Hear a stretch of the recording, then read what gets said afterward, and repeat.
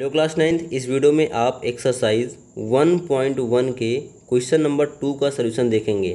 ये बहुत ही interesting question है, तो वीडियो को एंड तक ज़रूर देखिएगा। और अगर वीडियो अच्छी लग जाए तो एक लाइक कर दीजिएगा। चैनल सब्सक्राइब नहीं किया तो अभी सब्सक्राइब करके बेल आइकन ज़रूर प्रेस कर दीजिए, क्योंकि ऐसे ही इंटरेस्टिंग क्वेश्चंस के सलूशन हम आपको ऑलवेज प्रोवाइड करते रहते हैं। यहाँ पर जो क्वेश्चन दिया गया है वो बहुत ही इंपॉर्टेंट क्वेश्चन है, तो बहुत ही ध्यान से वीडियो को एंड तक देखिएगा। क्वेश्चन नंबर 2 आपको दिया गया है, find 6 rational numbers between 3 and 4। ठीक है, 3 और 4 के बीच आपको 6 रेशनल नंबर फाइंड करने हैं। अगर जनरली मैं आपसे पूछूं कि 3 और 4 के बीच कितने नंबर हैं, तो आपका आंसर आएगा सर इसके बीच कोई भी नंबर नहीं है, लेकिन इनके बीच कोई होल नंबर नहीं है। लेकिन रेशनल नंबर बहुत सारे हो सकते हैं। ठीक है, किन्हीं भी दो रेशनल नंबर या किसी भी दो नंबर के बीच infinite number of rational number होते हैं। मतलब इतने रेशनल नंबर होते हैं कि आप उनको काउंट भी नहीं कर सकते हैं। ठीक है ना, तो आप इनकी गैपिंग को देखकर मत परेशान होइएगा कि इसके बीच कोई गैप नहीं है तो हम रेशनल नंबर इसमें हम कैसे ढूंढेंगे। ठीक है, लेकिन जब ऐसे क्वेश्चंस आपके सामने रखे जाएं, ठीक है, जिसमें पहला जो नंबर है वो दूसरे नंबर से छोटा हो, तो आपको क्या करना है, जस्ट तुरंत ही पहले जो नंबर है उसको ए मान लो और जो दूसरा नंबर है उसको बी मान लो। अब जितने रेशनल नंबर निकालने हैं, ठीक है, जैसे 6 रेशनल नंबर निकालने हैं, तो पहले रेशनल नंबर को R1 मानोगे, दूसरे रेशनल नंबर को R2, तीसरे रेशनल नंबर को R3, चौथे रेशनल नंबर को R4, वैसे ही पाँचवें रेशनल नंबर को R5 और छठे 6 रेशनल नंबर को आप मानोगे R6। तो जो R1 होगा वो आपको कैसे मिलेगा, तो जो R1 होगा वो A और B के सम का हाफ करेंगे तब फाइंड होगा, मतलब A प्लस बी बाई 2। तो जो पहला रेशनल नंबर मिलेगा वो A प्लस बी बाई 2 से फाइंड होगा। लेकिन जब आप R2 निकालोगे तो यहाँ पर जो R1 है उसका यूज किया जाएगा, मतलब जो आपको पहला रेशनल नंबर मिलेगा उसका भी यूज़ हम करेंगे। ठीक है, तो जो R2 होता है वो हमें कैसे मिलता है, यहाँ से जो R1 आपको मिला, ठीक है, उसको यहाँ पे रखेंगे प्लस, उसके बाद अब यहाँ पर हम A भी रख सकते हैं प्लस के बाद और B भी रख सकते हैं। दोनों से ही आंसर जो आएगा वो सही माना जाएगा, भले ही आंसर आपका बुक से ना मैच करे। बुक से क्यों नहीं मैच करता है इसका आंसर, क्योंकि दो नंबर्स के बीच मैंने बताया कि अनगिनत, ठीक है, अनकाउंटेबल रेशनल नंबर होते हैं। अब उनमें से कोई भी 6 रेशनल नंबर बुक में दे सकता है। ठीक है, लेकिन जो आप रेशनल नंबर फाइंड करोगे हो सकता है बुक से अलग हो, लेकिन वो भी सही होगा। ठीक है, तो कन्फ्यूज़ बिल्कुल मत होना कि बुक से हमारा आंसर मैच नहीं हो रहा है। तो जो R2 निकलेगा वो R1 में A प्लस कर दो या B प्लस कर दो, तो मैं तो B ही प्लस करता हूँ, तो R1 प्लस बी बाई 2 से फाइंड होगा। ठीक है, वैसे ही जो R3 मिलेगा, R3 जो मिलेगा वो कैसे मिलेगा, जो R2 की वैल्यू मिलेगी उसमें B प्लस कर दो और 2 से डिवाइड कर दो, तो आप लिख सकते हो R2 plus B divide by 2। अब R4 निकालना है तो R4 इक्वल्स टू क्या मिलेगा, R3 plus B divide by 2। वैसे ही R5 निकालना है तो R5 के लिए आप करोगे R4 plus B divide by 2। ठीक है, ये तो हमारा फार्मूला हो गया। अब इस फार्मूले का यूज करके हम रेशनल नंबर्स फाइंड करेंगे। ठीक है ना, तो लेट कर लेंगे नेक्स्ट पेज पे, जो पहला नंबर दिया गया था उसको A मान लेंगे, तो let A equals to 3 and B equals to 4।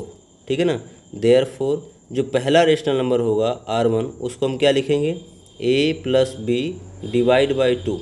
A का मतलब हो गया 3 और B का मतलब हो गया 4, तो 3 प्लस 4 डिवाइड बाई 2, और 3 और 4 को प्लस करने पे 7 मिलेगा। ठीक है, तो लिखेंगे 7 बाई 2। तो जो पहला रेशनल नंबर हो गया वो हो गया 7 बाई 2।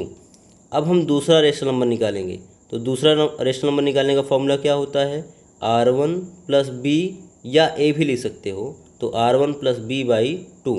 तो R1 आपको कितना मिला, R1 देखिए यहाँ पे आपको मिल रहा है पहला रेशनल नंबर 7 बाई 2, तो आप लिख सकते हो 7 बाई 2 प्लस B आपको कितना दिया गया है, 4 दिया गया है, तो प्लस 4 डिवाइड बाई 2। अब यहाँ पर आप देखोगे कि यहाँ पर न्यूमरेटर में दो नंबर्स को प्लस करना है और डिनोमिनेटर में 2 है, तो इन दोनों नंबर को हम फ्रैक्शन की तरह ही प्लस करेंगे। ठीक है, तो इसको हम अलग से समझ लेते हैं। जैसे 7/2 है और प्लस 4 है, तो 4 को लिख सकते हैं 4/1। ठीक, अब हम 2 और 1 का क्या ले लेंगे, 2 और 1 का एलसीएम ले लेंगे। तो 2 और 1 का एलसीएम आएगा 2। ठीक है, फिर फर्स्ट डिनोमिनेटर से एलसीएम को डिवाइड करते हैं, तो 2 से 2 को डिवाइड करेंगे तो 2 1 जा 2।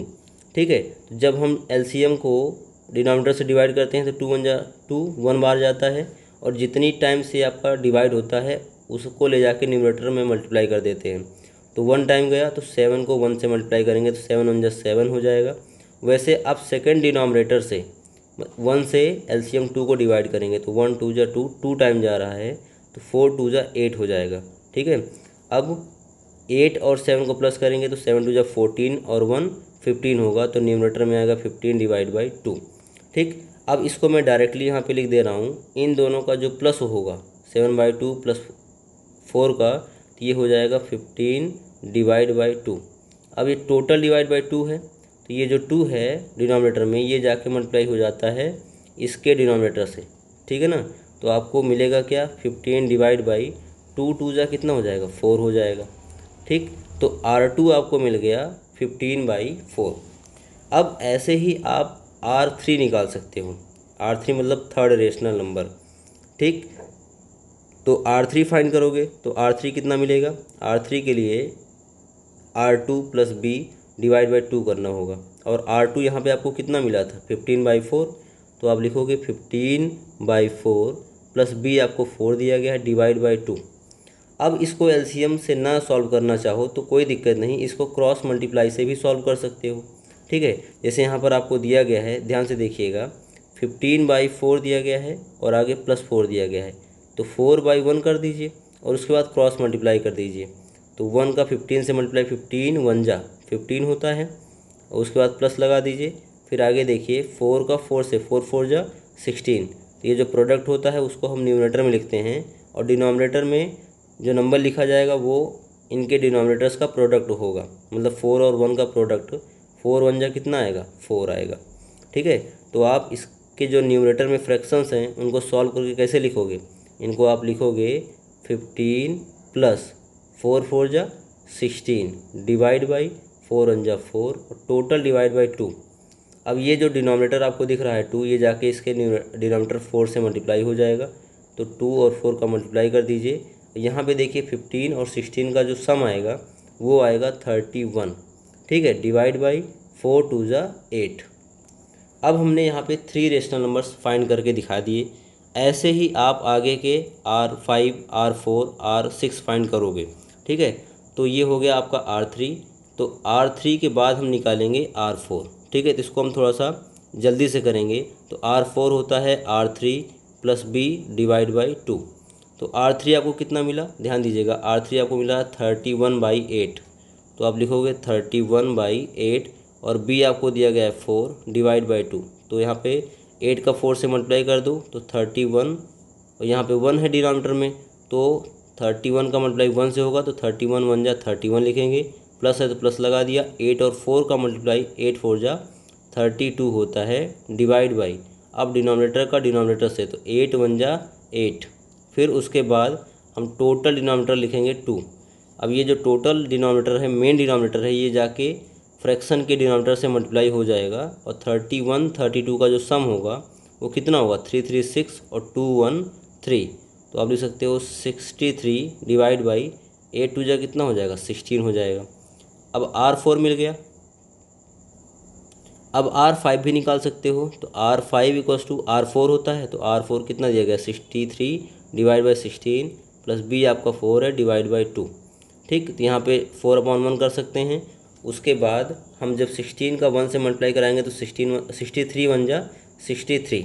ठीक है ना, प्लस नेक्स्ट आप देखिए 16 का मल्टीप्लाई 4 से करना पड़ेगा, तो 16 4 जा होता है 64, 16 चौके 64 डिवाइड बाई डिनोमिनेटर का डिनोमिनेटर से, पहले न्यूमरेटर का डिनोमिनेटर से प्लस डिनोमिनेटर का न्यूमरेटर से, उसके बाद डिवाइड बाई डिनोमिनेटर का डिनोमिनेटर से, तो 16 1 जा 16 टोटल डिवाइड बाई 2।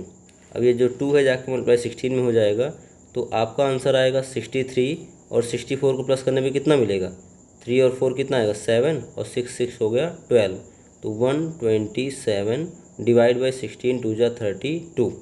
अब R6 जो है वो आपके लिए होमवर्क रहेगा, ठीक है। जितने भी स्टूडेंट्स R6 फाइंड कर लें वो कमेंट बॉक्स में आंसर हमें ज़रूर भेजें, देखते हैं कितने बच्चे का करेक्ट आंसर आता है, ठीक है। तो वीडियो आपको अच्छी लगी तो लाइक ज़रूर कर दीजिएगा। मिलते हैं नेक्स्ट वीडियो में, तब तक के लिए बाय बाय, टेक केयर।